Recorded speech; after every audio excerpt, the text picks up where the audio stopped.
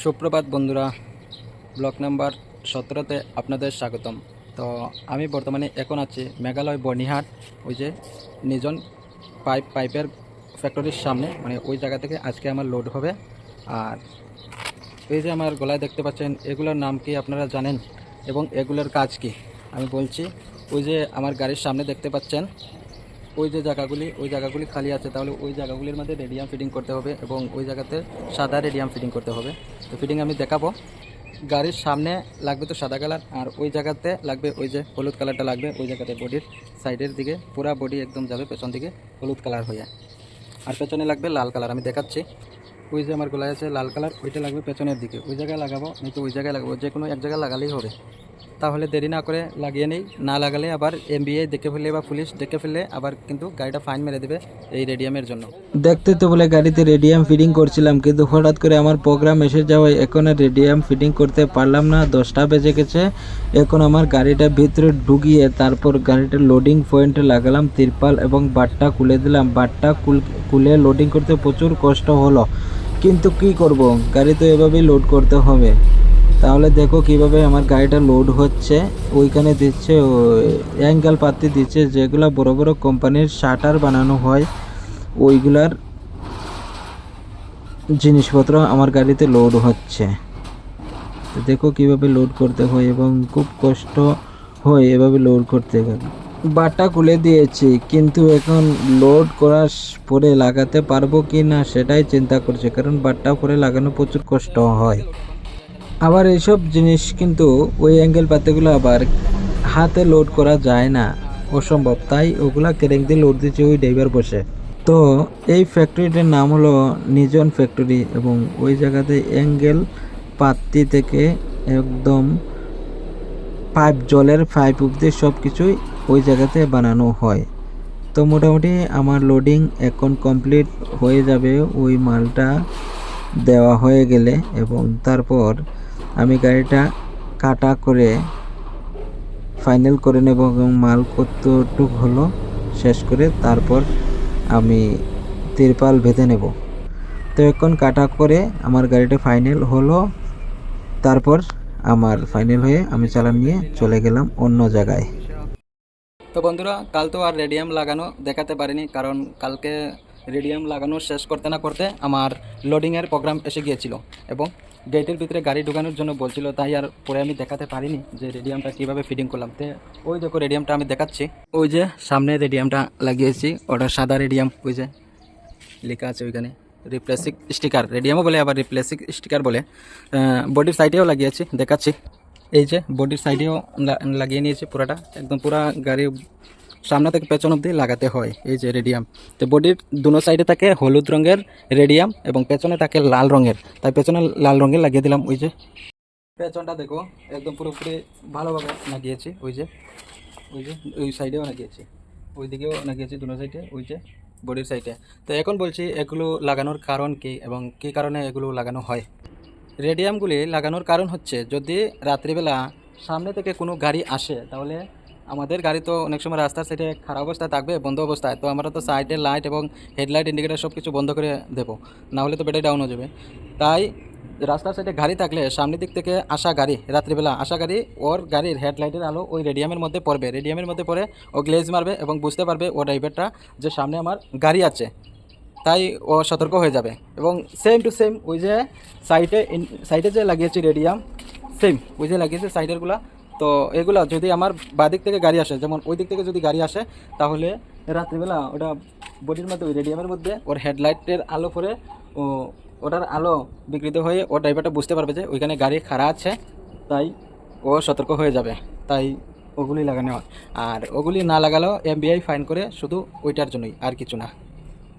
ওই যে পেছনেও লাগিয়ে দিলাম, ওই পেছনের গাড়ি আসবার সময় দেখতে পাবে রাত্রিবেলা হেডলাইটের আলো পড়বে ওটার উপরে, আর ও আলো রিটার্ন করবে, ও ড্রাইভার বুঝতে পারবে যে গাড়ি খারাপ আছে। ওই যে পেছনে ওই জায়গাতে লাগিয়েছিলাম, ওইটা আমি লাগিয়েছি, আমার এমনিতেই লাগিয়েছি, তো কোনো অসুবিধা হবে না লাগানো। তো কালকে তো নিজন থেকে লোড করে বেরিয়ে এসেছি, এসে এখানে ওই গোয়াটে লকড়া পয়েন্টে আরও একটি গোডাউন থেকে আজকে 5 লোড করছি, তারপর আজকে আমার ফাইনাল হয়ে যাবে। এই যে 5 লোড হচ্ছে, প্লাস্টিক 5। এই দেখো এখানে মাল এখানে 175 পিস মানে 5 উপরেরটি 175 পিস লোড হয়েছে, 300 পিস লোড হবে আর 125 পিস লোড হওয়ার বাকি।